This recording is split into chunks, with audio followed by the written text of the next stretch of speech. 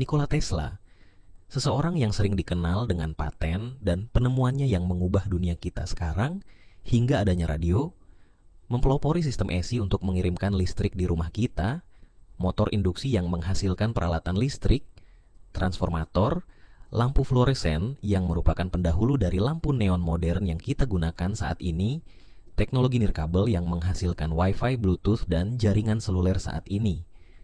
Namun faktanya selama hidup Tesla, dia pernah bekerja sebagai seorang tukang gali parit yang hanya digaji sebesar $2 per harinya. Bahkan diketahui dia menghabiskan tahun-tahun terakhir hidupnya dalam kemiskinan. Pada 7 Januari 1943, di Hotel New Yorker, tepatnya dalam ruangan bernomor 3327 di lantai 33, ketika seorang pelayan hotel mendorong pintu di dalamnya yang bertuliskan, "Jangan ganggu," pelayan tersebut menemukan seseorang pria tua yang tergeletak di tempat tidurnya. Pria tersebut adalah Nikola Tesla. Diketahui jasadnya tersebut baru ditemukan 2 hari setelah kematiannya, dan kematiannya tersebut disebabkan oleh penyakit trombosis koroner. Tesla tinggal di Hotel New Yorker selama 10 tahun sejak tahun 1933 hingga akhirnya ia meninggal. Dalam masa akhir hidupnya, dia hanya hidup dari tunjangan kecil yang diberikan oleh perusahaan-perusahaan yang menghormati kontribusinya, seperti JP Morgan Financial dan individu kaya lainnya. Dia hidup dengan hanya makan biskuit dan segelas susu hangat. Tesla sangat terobsesi untuk memberi makan burung merpati. Namun mengapa ia dapat jatuh miskin meskipun banyak sekali penemuan dan paten yang ia ciptakan? Untuk itu mari kita melihat bagaimana cerita kehidupan Tesla. Pada tanggal 10 Juli 1856, Tesla dilahirkan di desa Smiljan, Kroasia. Tepatnya pada tengah malam saat terjadi badai petir. Menurut legenda keluarga, seorang bidan menyebut bahwa ini adalah pertanda buruk, tetapi ibunya menjawab, "Tidak, dia akan menjadi anak cahaya." Tesla berasal dari keluarga Serbia. Ayahnya yang bernama Milutin Tesla adalah seorang pendeta gereja ortodoks Serbia yang tegas tetapi penyayang, yang juga seorang penulis dan penyair berbakat, sementara ibunya bernama Georgina Dukamandic adalah seorang ibu rumah tangga yang sangat cerdas meski tidak berpendidikan formal. Ibu Tesla adalah seorang wanita pekerja keras dengan banyak bakat dan seringkali menciptakan peralatan sendiri untuk membantu pekerjaan rumah dan pertanian. Salah satunya adalah alat pengocok telur mekanis. Dari bakat dan karakter ibunya, itulah yang banyak menginspirasi dan membuat Tesla mengaitkan semua naluri kreatifnya sejak kecil. Pada tahun 1861, ketika berusia 5 tahun, Tesla mulai bersekolah dasar di Smiljan. Pada saat sekolah Tesla menunjukkan minat yang besar pada sains dan matematika, dia dikenal sebagai siswa yang sangat cerdas dan cepat memahami konsep matematika yang kompleks. Dia menguasai berbagai mata pelajaran dengan cepat, terutama yang berhubungan dengan sains dan matematika. Tesla seringkali belajar sendiri di luar jam sekolah. Bahkan dia sering membaca buku-buku yang jauh melampaui tingkat pendidikannya. Ketika berusia 6 tahun, Tesla berpindah sekolah dasar ke Gospic karena ayah Tesla sedang berpindah tugas sebagai seorang pendeta di desa tersebut. Dengan pindah ke Gospic, memungkinkan keluarga Tesla untuk mendapatkan akses ke pendidikan yang lebih baik dan juga memberikan peluang bagi Tesla untuk melanjutkan pendidikan di sekolah dasar dan menengah di sana. Namun tak lama setelah itu Tesla mengalami sebuah tragedi ketika kakaknya, Dane Tesla, tewas dalam kecelakaan berkuda. Peristiwa ini meninggalkan bekas yang mendalam pada Tesla, yang sering mengklaim bahwa ia bisa melihat tulisan api hidup di sekitarnya. Ini mungkin adalah indikasi awal dari imajinasi dan pikirannya yang sangat aktif. Pada tahun 1870, Tesla melanjutkan pendidikan menegah di Higher Real Gymnasium di Karlovy, di mana dia juga menunjukkan kemampuan akademik yang luar biasa. Dia menguasai kurikulum matematika yang sangat maju, termasuk kalkulus, dan mampu melakukan perhitungan yang sangat kompleks tersebut hanya dalam pikirannya, hingga kepintarannya itu membuat para gurunya kagum. Bahkan Tesla dapat lulus hanya dalam 3 tahun, meskipun program tersebut biasanya memakan waktu selama 4 tahun. Tesla kembali ke Smiljan, tempat kelahirannya. Namun tidak lama setelah kembali, Tesla terkena penyakit kolera dan menjadi sakit parah. Tesla hanya terbaring di tempat tidur selama 9 bulan dan beberapa kali hampir meninggal. Ayahnya yang menginginkan agar Tesla mengikuti jejak ayahnya sebagai seorang pendeta melarang Tesla untuk bersekolah teknik, tetapi Tesla berjanji pada ayahnya bahwa jika dia sembuh, ayahnya akan membiarkan dia melanjutkan pendidikan di sekolah teknik terbaik di dunia. Ayahnya pun setuju hanya jika Tesla sembuh. Akhirnya, Tesla pun sembuh dan memulai perjalanan ke universitas yang dia inginkan.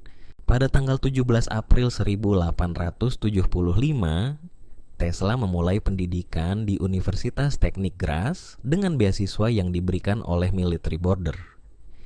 Dia mempelajari teknik elektro dan menjadi sangat tertarik dengan generator arus bolak-balik atau AC yang pada saat itu masih merupakan konsep baru. Namun, pada tahun 1877, Nikola Tesla tidak menyelesaikan kuliahnya tersebut. Tesla kehilangan beasiswa akademiknya karena terlibat dalam perjudian yang mengganggu studinya tersebut. Setelah itu, Tesla mulai mencoba memperoleh beasiswa lain untuk melanjutkan studinya di Wina, Praha, dan Brno. Tetapi usahanya tersebut tidak ada yang berhasil. Tesla pun kembali ke rumah keluarganya di Smiljan.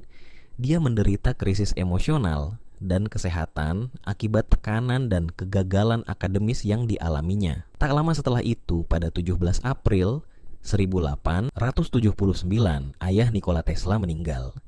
Peristiwa ini yang memukul dan semakin menambah beban emosional serta kesulitan finansial bagi keluarga Tesla. Karena itu Tesla segera pindah ke Maribor dan bekerja sebagai asisten insinyur di sana.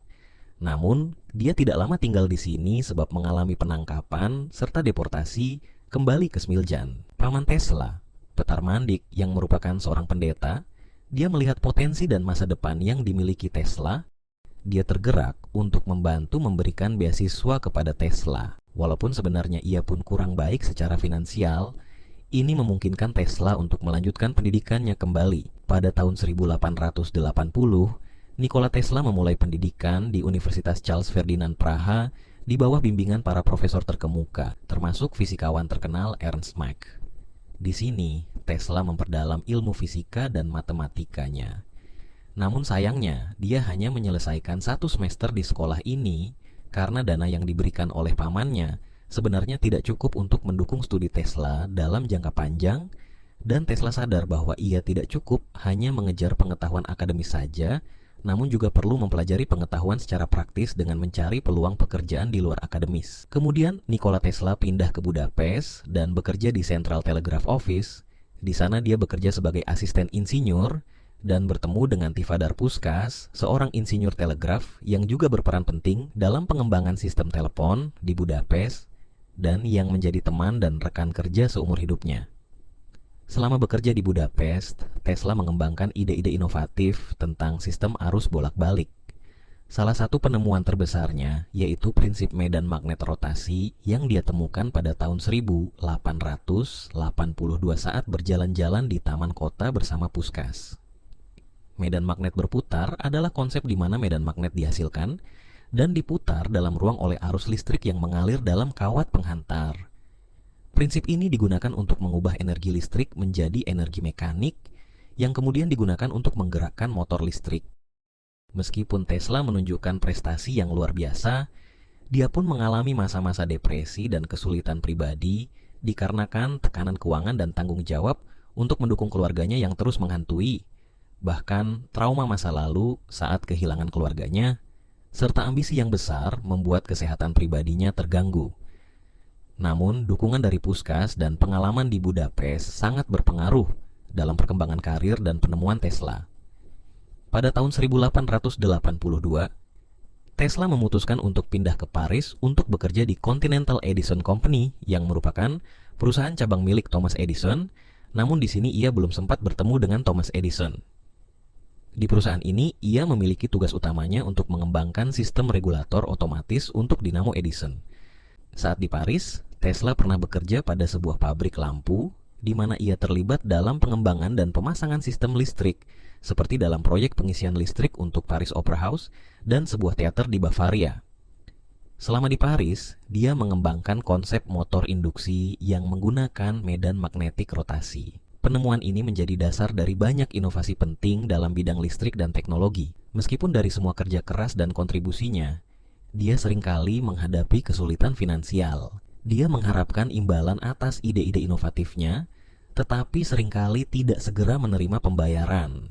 Pada tahun 1884, Nikola Tesla memutuskan untuk pindah ke Amerika karena ia yakin bahwa ada lebih banyak peluang di sana untuk mengembangkan ide-ide listriknya dan karena permintaan yang besar terhadap listrik di sana. Di Amerika, Tesla bertemu dengan Thomas Edison, yang saat itu adalah salah satu penemu terkenal di dunia. Tesla bekerja pada perusahaan milik Edison yang bernama Edison Machine Works. Dia direkrut sebagai insinyur untuk membantu menyelesaikan berbagai masalah teknis yang dihadapi oleh perusahaan Edison. Tesla sangat dihormati sebab dia diberi tugas besar oleh Edison untuk memperbaiki desain generator DC yang digunakan oleh perusahaan. Edison berjanji akan membayar Tesla $50.000 jika dia berhasil membuat generator lebih efisien. Ini yang menambah semangat Tesla hingga dia bekerja tanpa henti, bahkan menghabiskan waktu berbulan-bulan untuk menyelesaikan tugas tersebut. Namun Tesla berhasil memperbaiki generator tersebut dan dia mendatangi Edison untuk meminta hadiah yang dijanjikan. Namun, Edison mengabaikan janji tersebut dan berkata, "Tesla, Anda tidak memahami humor Amerika kami." Edison hanya menawarkan kenaikan gaji yang sangat kecil sebagai kompensasi. Ini sangat mengecewakan Tesla yang merasa tidak dihargai atas usahanya. Lalu Tesla memutuskan untuk meninggalkan perusahaan Edison. Setelah meninggalkan Edison, Tesla mengalami masa sulit hingga ia bekerja sebagai buruh kasar untuk menggali parit di New York City dengan diberi gaji hanya $2 per hari. Sebelum akhirnya ia mendapatkan dukungan finansial dari dua investor pengusaha. Mereka adalah Robert Lane dan Benjamin Vail yang tertarik pada ide-idenya tentang arus bolak-balik milik Tesla, hingga pada tahun 1885 mereka membentuk sebuah perusahaan yang bernama Tesla Electric Light and Manufacturing.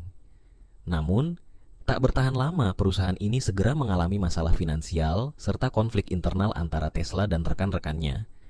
Tentang arah perusahaan, Tesla ingin fokus pada sistem pengembangan arus bolak-balik, sedangkan Lane dan Vail lebih tertarik pada arc lighting yang merupakan teknologi listrik menggunakan lampu arka dan menghasilkan cahaya melalui busur listrik.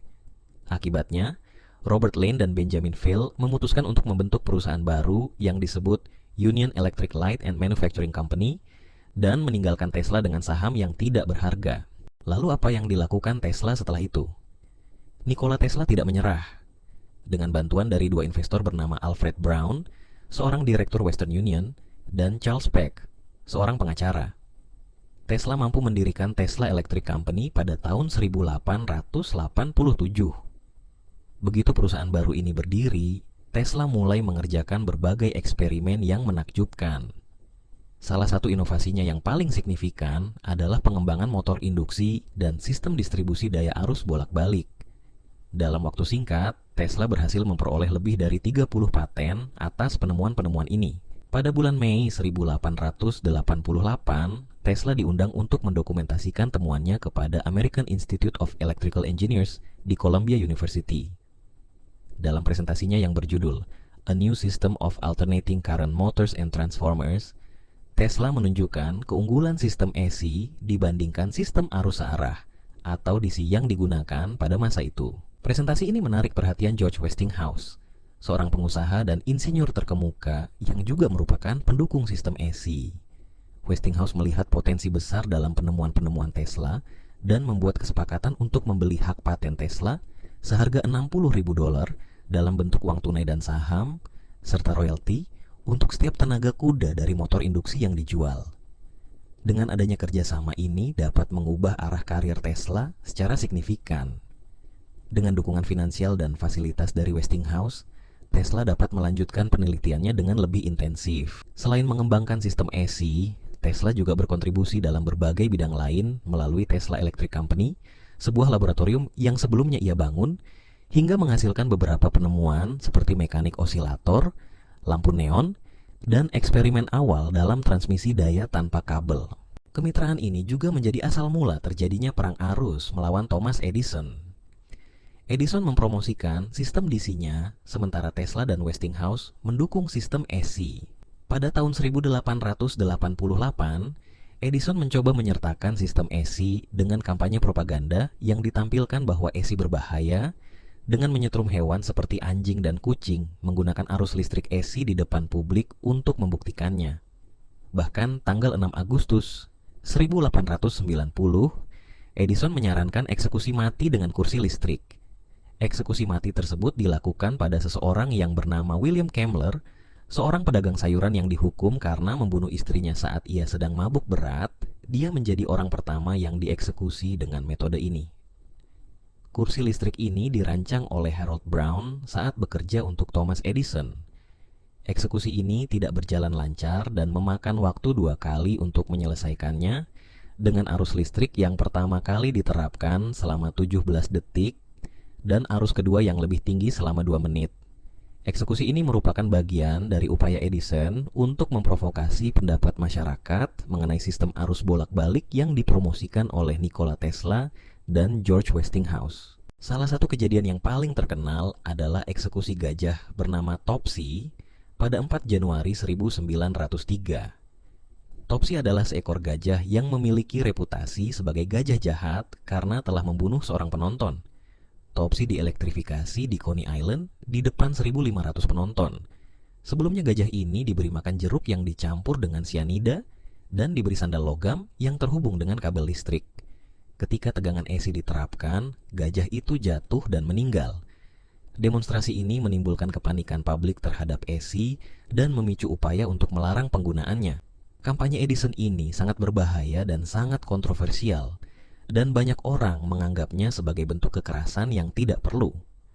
Konflik ini mencapai puncaknya pada awal tahun 1888 ketika Harold Brown, seorang insinyur listrik, mengklaim bahwa AC lebih berbahaya daripada DC dan mencoba membuktikannya dengan akurasi publik. Kampanye ini menimbulkan ketakutan publik terhadap AC dan memicu upaya untuk melarang penggunaan AC. Pada tahun 1893, Nikola Tesla dan Westinghouse Corporation memperkenalkan AC kepada publik pada sebuah pameran dunia Chicago yang merupakan acara besar yang diadakan untuk merayakan perjalanan Christopher Columbus ke Amerika.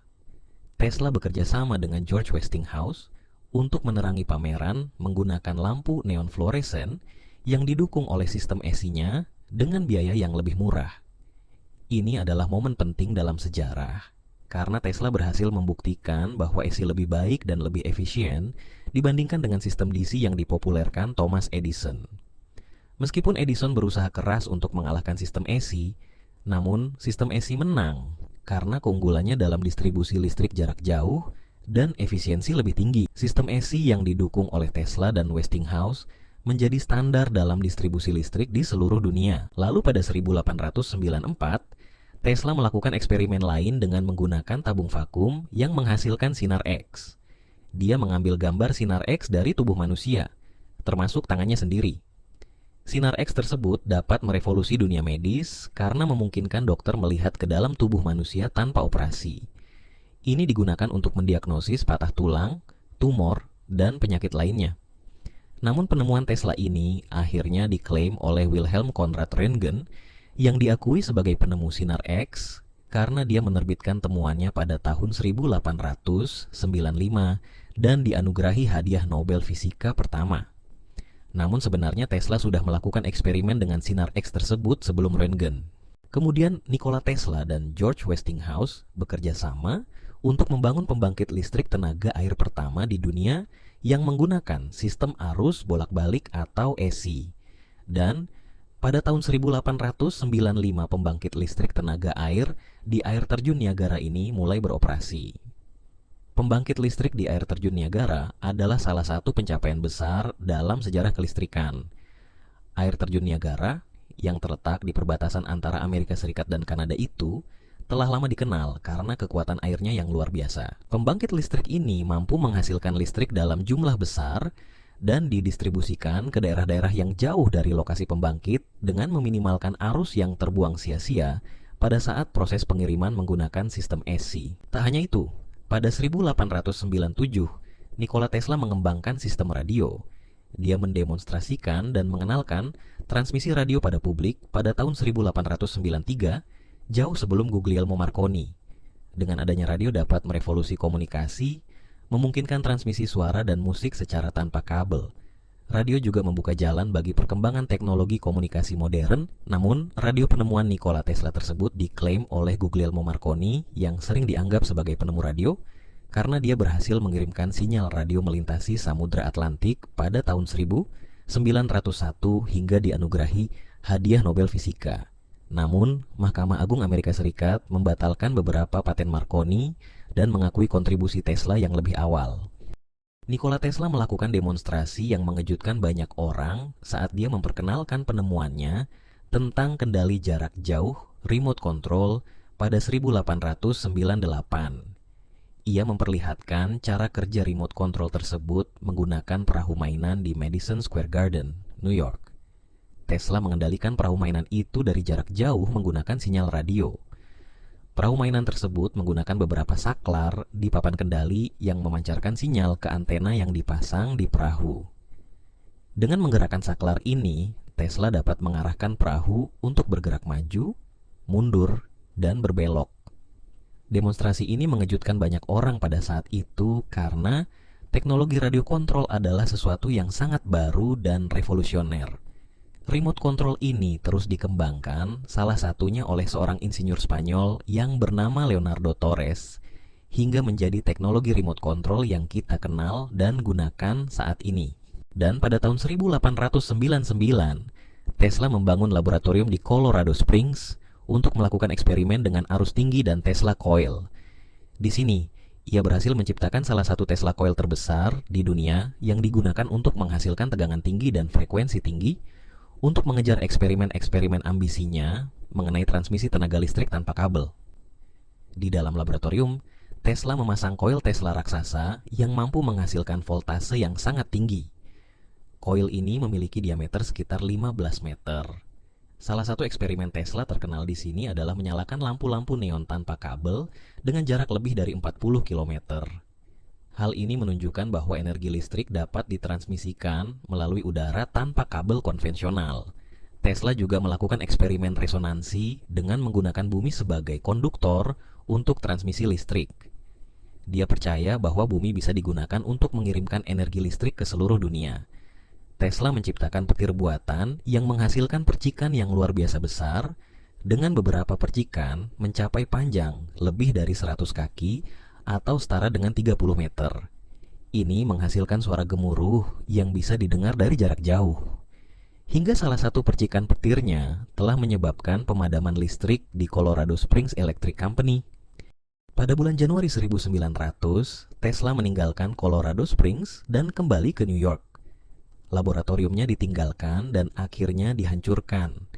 Pada 1901, Tesla mulai membangun Wardenclyffe Tower di Shoreham, Long Island, New York, dengan dukungan finansial dari investor seperti JP Morgan. Menara ini dirancang untuk transmisi energi tanpa kabel dan komunikasi. Sayangnya, proyek ini mengalami kekurangan dana dan terhenti pada tahun 1906. Tesla memaksa anggota menghentikan pekerjaannya dan meninggalkan proyek tersebut. Hingga pada tahun 1917, menara ini akhirnya dihancurkan dan dijual sebagai besi tua untuk membayar utang Tesla. Nikola Tesla dianugerahi Edison Medal oleh American Institute of Electrical Engineers pada tahun 1917, yang merupakan salah satu penghargaan tertinggi dalam bidang teknik listrik. Penghargaan ini diberikan sebagai pengakuan atas kontribusi luar biasa Tesla dalam pengembangan dan aplikasi arus bolak-balik AC. Kemudian selama tahun 1920-an, Tesla terus mengeksplorasi dan bereksperimen dengan konsep yang dikenal sebagai radiasi Tesla yang terkait dengan transmisi energi melalui udara. Dia percaya bahwa energi bisa dikirim tanpa kabel melalui resonansi dan gelombang elektromagnetik. Dan tahun 1930-an, Tesla mencoba mengembangkan senjata jarak jauh yang dia sebut Teleforce atau Death Ray, dalam bahasa Indonesia berarti sinar kematian, yang bisa menghentikan pesawat dan tank musuh dari jarak jauh dengan menggunakan sinar partikel terfokus. Namun, Proyek ini tidak pernah berhasil dan hanya sedikit yang diketahui tentang rincian teknologinya. Tesla mengalami kesulitan keuangan yang semakin parah dan hidup dalam keadaan yang lebih sederhana. Namun apa yang menyebabkan hal itu bisa terjadi? Hal tersebut dikarenakan Tesla tidak berfokus dalam pengembangan bidang bisnis pada setiap penemuannya, melainkan dia menggunakan semua uang yang ia dapatkan untuk melakukan eksperimen lain dan mengerjakan proyek-proyek yang berguna untuk kehidupan manusia di masa depan. Hingga dia memutuskan untuk tinggal di New Yorker Hotel dan seringkali menyendiri. Tesla menghabiskan banyak waktu merawat burung merpati. Dia sering terlihat memberi makan merpati di taman dan bahkan membawa merpati yang sakit ke dalam ruangan kamarnya untuk dirawat. Nikola Tesla meninggal pada tanggal 7 Januari 1943 di dalam kamarnya di New Yorker Hotel. Setelah kematiannya, Tesla mulai mendapatkan pengakuan yang lebih besar atas kontribusinya. Banyak institusi ilmiah dan teknis memberikan penghormatan kepada Tesla, termasuk penamaan unit pengukuran medan magnet sebagai Tesla. Selain itu, perusahaan mobil listrik Tesla Motors juga mengambil nama Tesla sebagai penghormatan terhadap warisannya dalam teknologi listrik. Tak lama setelah kematian Tesla, agen pemerintah Amerika Serikat segera mendatangi hotel tempat Tesla tinggal dan mengamankan catatan dan arsipnya agar tidak disalahgunakan untuk kepentingan yang jahat. Spekulasi menunjukkan bahwa mereka sedang mencari bukti terkait dengan death ray atau sinar kematian, sebuah konsep yang telah menarik perhatian publik selama bertahun-tahun yang pernah Tesla teliti sebelumnya. Keponakan Tesla, Sava Kosanovich, juga segera datang ke hotel tersebut, tetapi menemukan bahwa banyak catatan dan arsip Tesla telah dihapus atau hilang. Nikola Tesla adalah salah satu ilmuwan dan penemu paling berpengaruh dalam sejarah. Dari kehidupan yang awalnya sederhana di desa kecil di Eropa, hingga menjadi salah satu tokoh paling penting dalam perkembangan teknologi modern, Tesla menunjukkan bahwa dengan kegigihan, rasa ingin tahu, dan kreativitas, seseorang dapat mengubah dunia. Warisannya akan terus hidup dan menginspirasi generasi mendatang untuk terus mencari pengetahuan dan berinovasi. Demikian rahasia dan kisah hidup dari Nikola Tesla. Channel ini akan terus membahas mengenai hal-hal dan cerita yang belum banyak diketahui untuk menambah pengetahuan dan mengungkapkan sejarah. Tekan tombol subscribe agar kamu tidak tertinggal informasi dan pengetahuan menarik lainnya. Thanks for watching.